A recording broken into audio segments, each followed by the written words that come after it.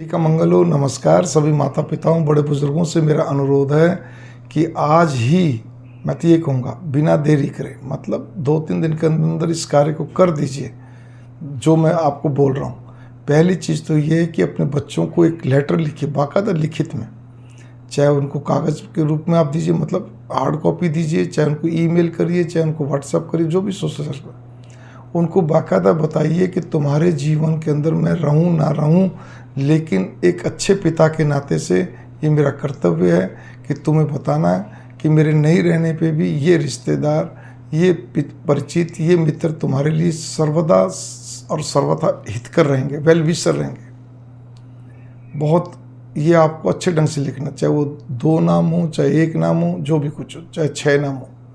और ये नाम भी बहुत सोच समझ के लिखने हैं, क्योंकि ये वार्ता, ये आपकी राइटिंग जो है लिखित की, ये केवल आपके और आपके बच्चों के बीच में रहेगी बस।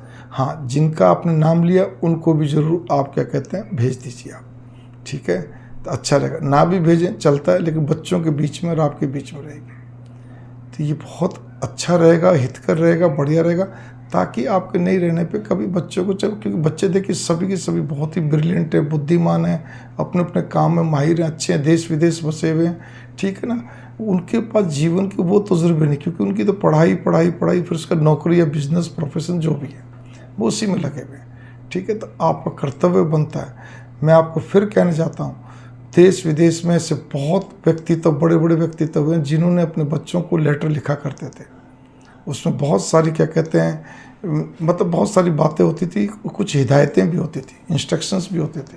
तो ये भी एक इंस्ट्रक्शंस ही एक प्रकार का, ये आप नोट करके चलिए, क्योंकि उसमें आपको जो लैंग्वेज लिखनी है मैं उसको डिस्क्रिप्शन में डालता हूँ, उसमें आप अपने हिसाब से एडजस्ट करके आप लिख सकते हैं। मैंने जो लिखा मैं तो वो डाल रहा हूँ, ठीक है ना। उसके अंदर यही है कि क्योंकि देखिए सबसे बड़ी बात है, सज्जनता लिए हुए व्यक्ति तो बहुत कम होते हैं, और उस पर भी जिंदा दिल हो, जो कि बहुत विरले मिलते हैं जिंदा दिल, तो सोने में सुहागा। और आपके पास ऐसे मुट्ठी भर लोग हों, अब वो 2 हों, 1 हों, 10 हों, तो समझ लो बहुत बड़ी बात है। आप कहते हैं ना, हीरों के मालिक हैं, हीरो की खदान के मालिक हैं, क्योंकि ये सज्जनता लिए हुए व्यक्तित्व हमेशा आपके बच्चों को हमेशा अच्छी राय देंगे, मजबूत राय देंगे, हमेशा उनको लिए क्या कहते प्रार्थना करेंगे। और कहीं भी हो, चाहे आपके बच्चे उनको कुछ बोलें ना बोलें, तब भी क्या कहते हैं वो उनके लिए तत्पर रहेंगे।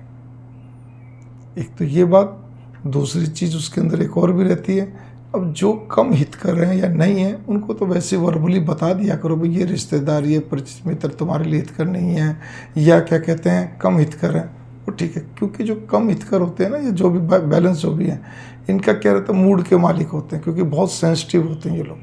आप कितना भी अच्छा कर दो, अगर एक भूल चूक होगी या जाने अनजाने में गलती होगी तो उसको पकड़ के बैठ जाएंगे। लेकिन जो मैंने जिंदा दिल सज्जनता लिए हुए व्यक्तित्व की बात करी, इनको कोई फर्क नहीं पड़ता, इनको बस इतना मालूम मेरा कर्तव्य क्या है, बस इनको नहीं फर्क पड़ता। कितनी अच्छी बात है।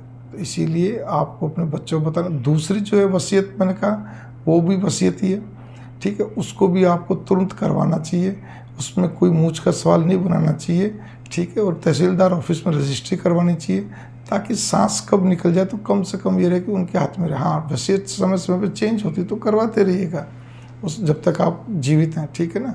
मंगल कामना, नमस्कार। थोड़े को ज़्यादा समझिए, बहुत ये उचित रहेगा आपके बच्चों के लिए।